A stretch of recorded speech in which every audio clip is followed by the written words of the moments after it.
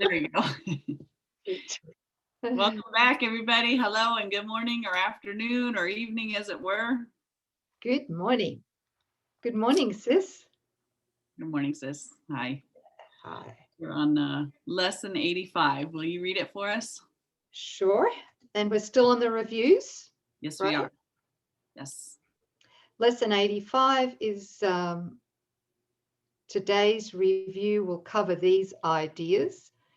The first one is 69. My grievances hide the light of the world in me. What? Wow, yeah. Have you ever heard of that before?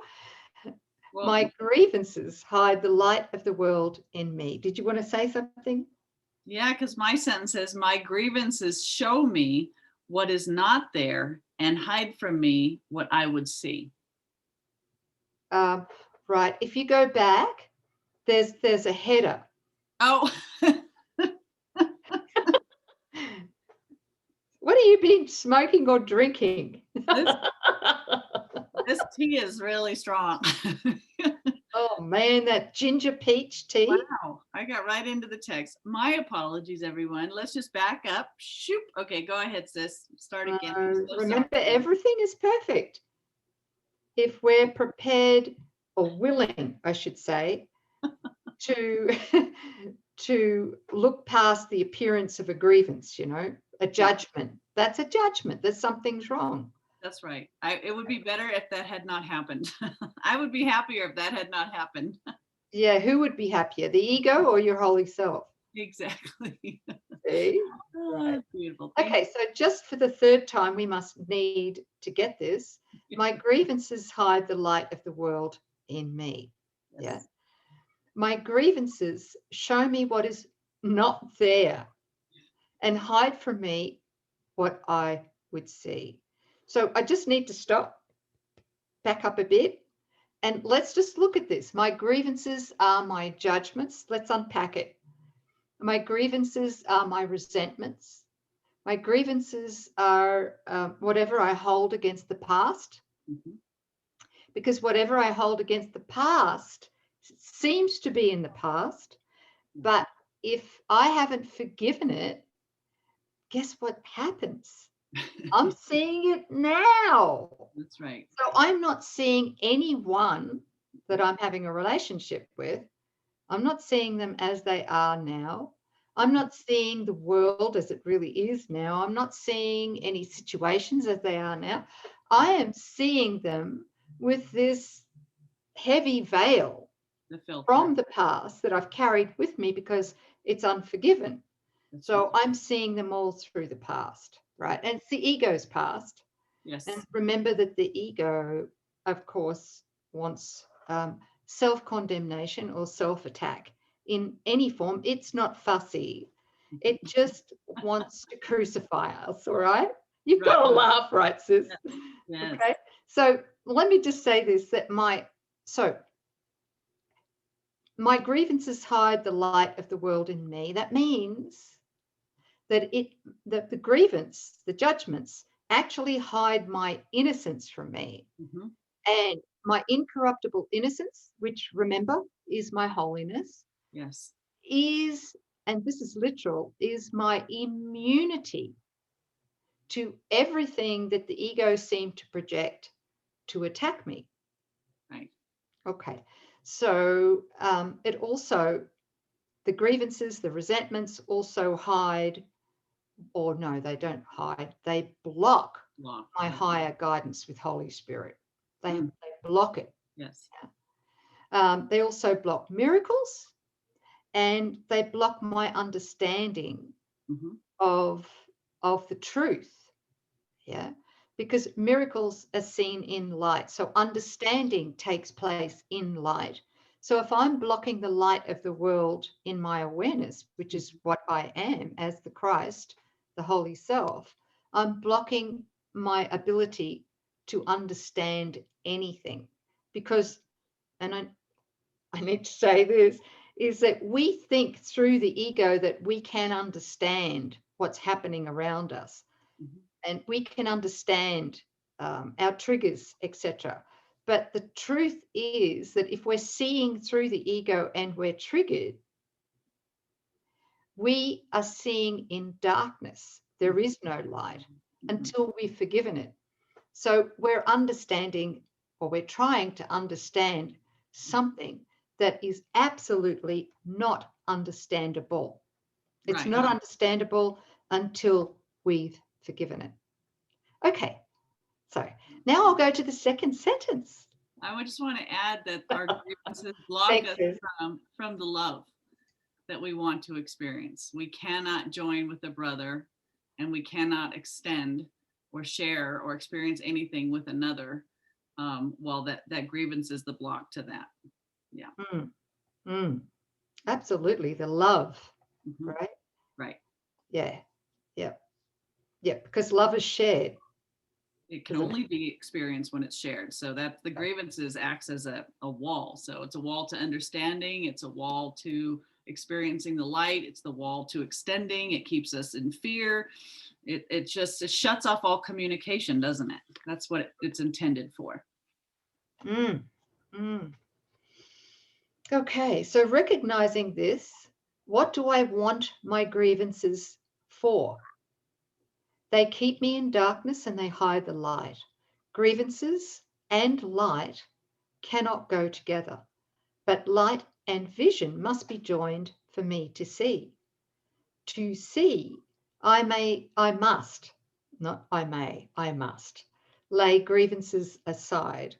I want to see, and this will be the means by which I will succeed.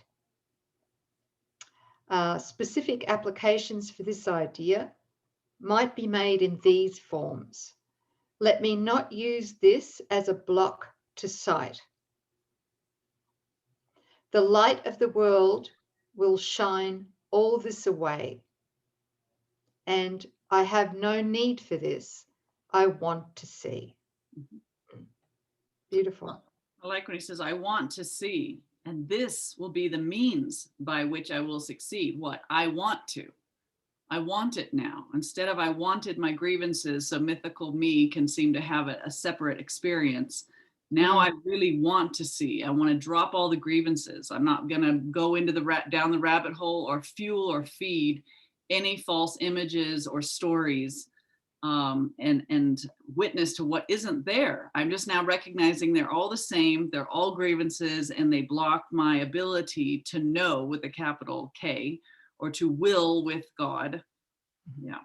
So now we've made a new choice. Our desire determines our experience. So as we want to see it, we'll be assured of success.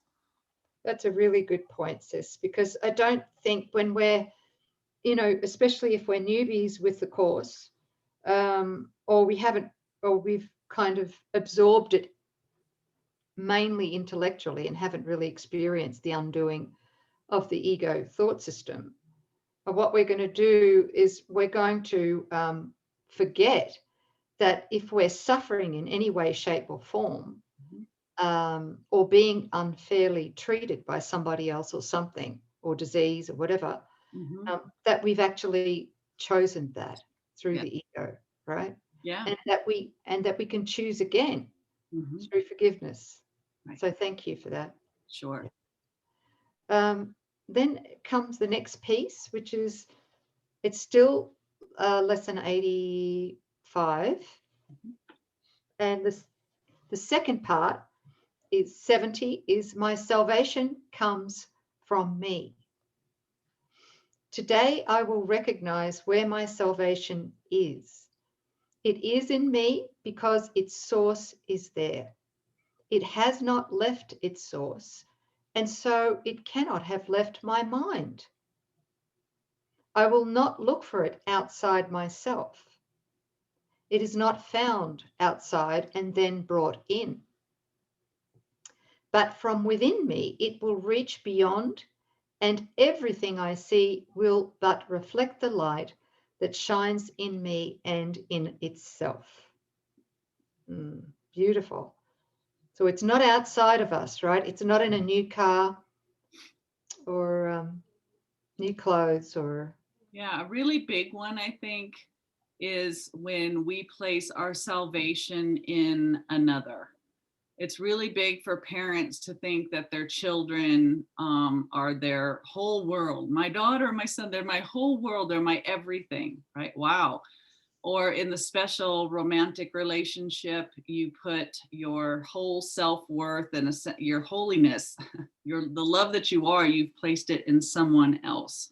So your salvation now lies in your relationship to that person. And that relationship is based on fear, and it's fickle, and it can change, and it's tumultuous and very painful until we recognize I keep reaching to someone to make me whole, to feel okay. And he's pointing us back. It's a U-turn. It's when you're feeling that lack, it's going within. God is in my mind. God is right here with me. What God is love. So if I'm seeking the love, where is it? It's a turning around within. And once you find it there, realize that, I and the Father are one through accepting the atonement, forgiving yourself for the thought that your salvation ever lied outside of yourself. That's where you make contact with the love that overflows. That's that fountain from within that's always pouring forth. It'll never dry up. It'll never change. It will never forsake you. It cannot leave you. And from that rich overflow, then you just extend liberally to everybody that you come into contact with. And that's, I love you, and I love you, and you love your children, and you love those in your relationship, but you don't idolize them. You recognize, I am that love. And then it just does what love does. It shares and extends. And that's beautiful. You'll never feel a sense of lack or anxiety. Very important teaching. Thank you. I think so. I think the specialness is the biggest one, where we place our salvation depending on the status of how we are with somebody else. Mm-hmm. Yeah. Very good. I hope that comforts somebody. Comforts me. Thank you. Yeah. Thank you. I'm just wondering where I'm at. Okay, so these forms of the idea are suitable for more specific applications. He's talking about my salvation comes from me. Let this not tempt me to look away from me for my salvation. I will not let this interfere with my awareness of the source of my salvation. This has no power to remove salvation from me. Not another person, not a situation, not a diagnosis, whatever, right? That's right. This has no power to remove salvation from me. Really, it's about resting deeply in that incorruptible innocence within. Right. Right. And just allowing it to show us or reveal to us in the light of the world we are, in the light, what really is true about ourselves or the situation. Right. Yeah. Yeah. It's in that innocence, feeling the innocence and love, where our mind is restored, that the kingdom of heaven is within us, not the body, but what we are. We have full access. We've been given, we are the kingdom of heaven. And that's God's will, and it's never changed. So you have a rich resource, an ever abundant resource right there within your mind that can answer every seeming problem. There's nothing the ego thought system can provide that can actually block the power of the kingdom of heaven, and that's within. So it's a turn within, seek within. The kingdom of heaven is here, but it's within you. That's what Jesus says in the Bible. It's not over here, it's not over there, it's within you. And here he is 2,000 years ago telling us this again. He really means it. We're getting it, Jesus. We really are. Thank you, everybody. Thanks, sis. That's beautiful lessons. Yeah. Thank you. Good reminders. Okay, we'll see you next time.